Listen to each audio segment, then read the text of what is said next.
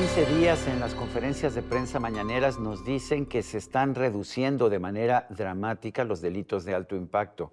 El problema es que seguimos viendo muchísimos casos de delincuencia organizada, de delitos contra los ciudadanos y bueno, me parece que es importante tratar de entender en dónde nos encontramos en este momento. Además, en un momento con presiones también internacionales de parte del gobierno de Donald Trump sobre el tema del crimen organizado en México. Yo quiero agradecer la presencia en este programa de Eduardo Guerrero. Él es director de Lantia Intelligence, es una consultora en materia de seguridad. Eduardo, siempre es un gusto conversar contigo. ¿Cuál es la realidad? ¿Están bajando los delitos o estamos viviendo todavía en un momento muy complicado en materia de seguridad? Gracias por invitarme, Sergio. Pues mira, sí tenemos una caída muy significativa del homicidio. Es la caída del 40% entre 2020, que fue el año con más homicidios en la historia de México. Curioso porque fue el año de la pandemia y en Estados Unidos bajaron los homicidios, pero en México subieron. Sí, fíjate que no alteró la pandemia la operación del crimen organizado mexicano, curiosamente. Entonces, ha bajado 40% desde la pandemia, el homicidio. Si comparamos este trimestre que acaba de terminar, segundo del año, con el segundo trimestre de 2020, el homicidio vinculado Doloso. con el crimen organizado. Que es distinto, muy ¿no? importante. Sí. O sea, no el homicidio común y corriente. Sí, hay una gran correlación, ¿no? Más o menos, para que te des una idea, el homicidio vinculado con el crimen organizado representa el 70% de los homicidios en México. Y es una información que yo ya desde hace muchos años recolecto mes con mes de manera sistemática y pues guarda una correlación muy estrecha con el homicidio doloso. El 70%. Pero ¿qué pasa con el tema de los desaparecidos? Lo que nos dicen es que baja el homicidio, pero aumentan los desaparecidos. ¿Qué tanto están aumentando? Fíjate que de los homicidios de alto impacto que más preocupa su aumento muy importante es las desapariciones que tú indicas y también la extorsión, ¿no? Ahora, las desapariciones es un fenómeno en donde solo un porcentaje son homicidios. Tiene que ver con personas que por alguna razón muchas veces no pagan la cuota de extorsión, por ejemplo, son levantados y son asesinados en un lugar remoto, generalmente zonas rurales. Eso no sabemos exactamente el número, el porcentaje que representa de los desaparecidos, pero tenemos en los desaparecidos una proporción muy importante de mujeres. Solo para que tengas una idea del 100% de las desapariciones, 60% son hombres y 40% son mujeres, que es muy distinta la proporción a los homicidios, que es 90-10. Entonces, las mujeres que son levantadas y desaparecidas, la gran mayoría de ellas, Sergio, va a mercados de trata sexual y otras también, muchas tienen que ver se las llevan para servicios domésticos o provisión de servicios sexuales en los campamentos criminales, ¿no?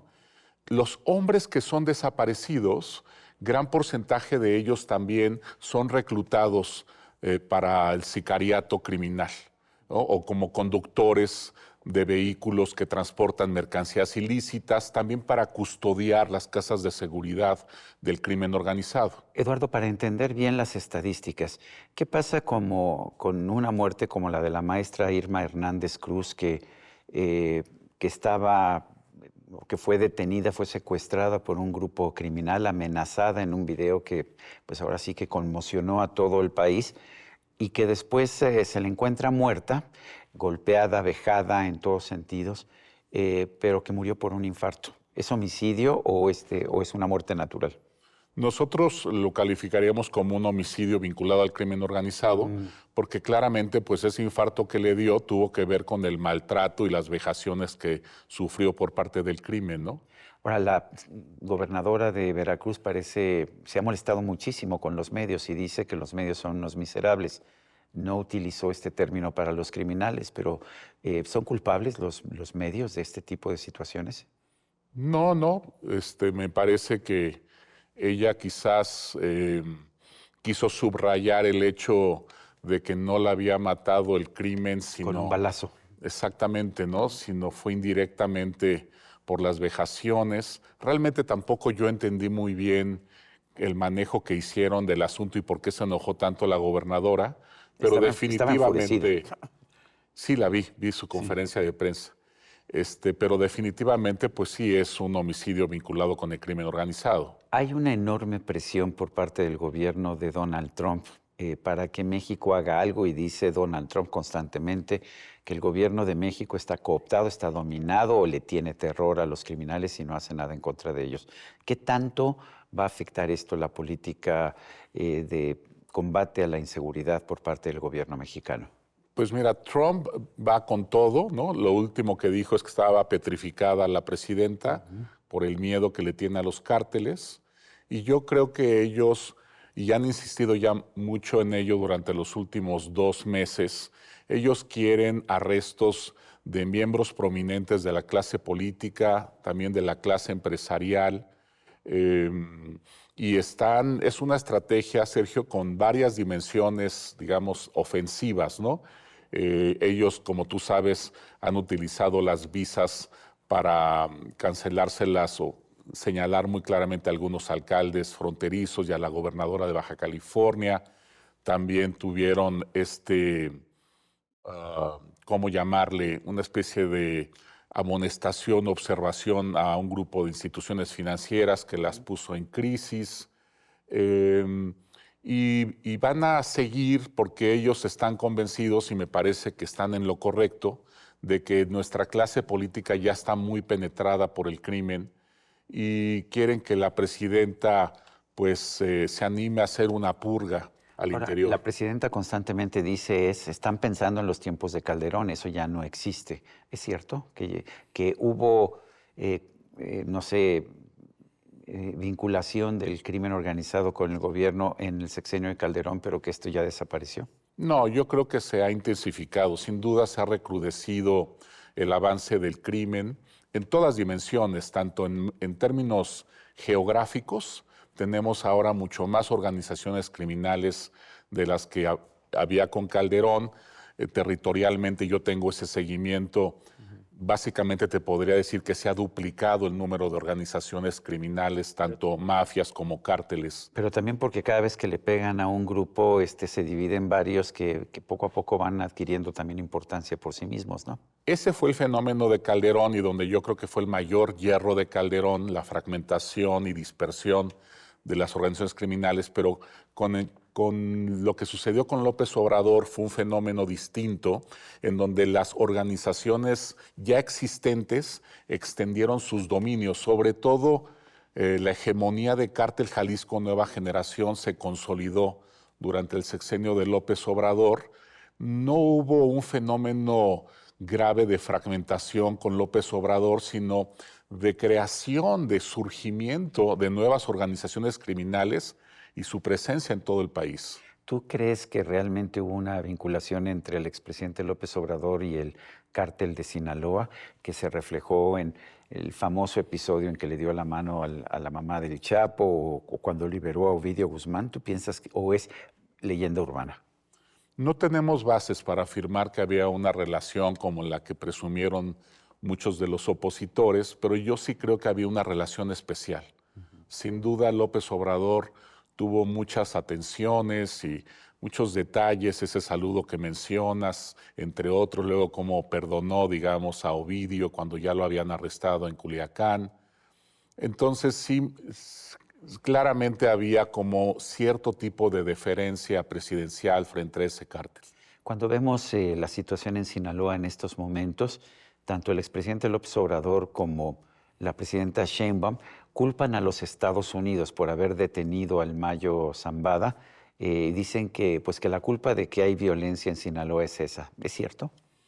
Mira, López Obrador quedó muy tocado con el arresto de Cienfuegos y a partir de ahí fue, a pesar de que se lo regresaron sin juicio. De Salvador Cienfuegos, el exsecretario de la Defensa. Exactamente, el general Cienfuegos.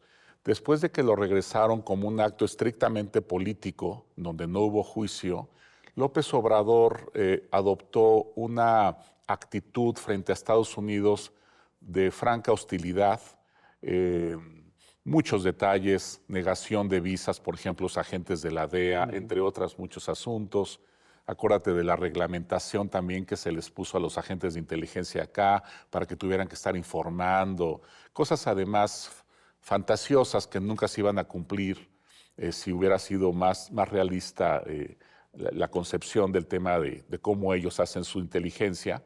Y fíjate que con el tema del Mayo Zambada, me parece que lo que sucedió es que Estados Unidos, de manera muy insistente por el tema del fentanilo, estuvo pidiendo su arresto y deportación a Estados Unidos, y de una manera muy displicente y muy soberbia, el gobierno mexicano estuvo dándole largas al de Estados Unidos, hasta que se cansaron y dijeron, bueno, pues no me lo quieren entregar, yo tengo los instrumentos para que me lo O traigan. sea, ¿tú piensas que sí fue secuestrado, que sí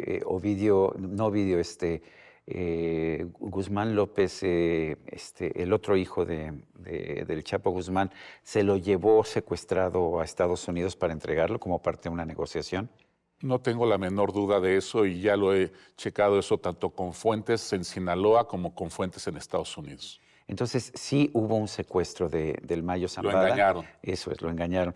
¿Qué va a pasar ahora con Ovidio? ¿Qué va a pasar con el Chapo? ¿Qué va a pasar con el propio Mayo Zambada? ¿Se van a convertir todos en testigos protegidos, testigos colaboradores? Ahí claramente ya, digamos, sacó las pinzas Estados Unidos, ya introdujo a la mitad de la familia, casi 20 miembros de la familia ya están en Estados Unidos. Parece que viene otra entrega de otros 20. Toda la familia va a estar protegida, la familia Guzmán, y pues les van a sacar toda la información posible. El resto de los chapitos, Iván Archibaldo y Alfredo, que están en terreno dando su batalla, ya están aliados con el cártel de Jalisco y están, digamos, protegiendo sus zonas de influencia con el apoyo del cártel Jalisco, frente ya también a alianzas regionales que trae la familia Zambada. Por ejemplo, en Michoacán recientemente se les ha visto ya a sus grupos muy vinculados con Cárteles Unidos, que fue uno de los designados como terroristas, y están generando muchísima violencia en varias zonas de Michoacán, y seguramente sucederá esto en Guerrero, en propio Jalisco. Y algo que me preocupa mucho a mí, Sergio, es que en una de esas Estados Unidos se anime a armar un operativo como el que hicieron con el Mayo, pero para arrestar al Mencho y llevarse al Mencho a Estados Unidos. Y eso traería, pues sí, una implosión del cártel Jalisco, que es el más grande ahorita en México, y sería de pronóstico reservado las consecuencias que podría traer algo así en términos de una ola de violencia a nivel nacional. ¿Tú ves que pueda haber un conflicto abierto entre México y Estados Unidos, o por lo menos diplomático, debido a las visiones diferentes de qué tanto se está haciendo en México para combatir el crimen organizado? No lo veo. Yo creo que Estados Unidos está contento, pero quiere más. Eso es. Están muy contentos con la actuación y el desempeño del secretario Omar García Harfuch, pero las presiones más bien son para la presidenta en términos, como decíamos al principio de la charla, de que vayan por arrestos de alto perfil en la clase política y quizás también entre los empresarios. Bueno, pues yo quiero agradecerte, Eduardo Guerrero, director de Lantia Intelligence, consultor en seguridad. Gracias por esta conversación. Hombre, encantado como siempre, Sergio. Gracias. Y a usted, amigo, que al vernos y escucharnos hace posible este programa, se lo agradezco también. Esto es todo por hoy, pero no se lo olvide. Nos vemos la próxima.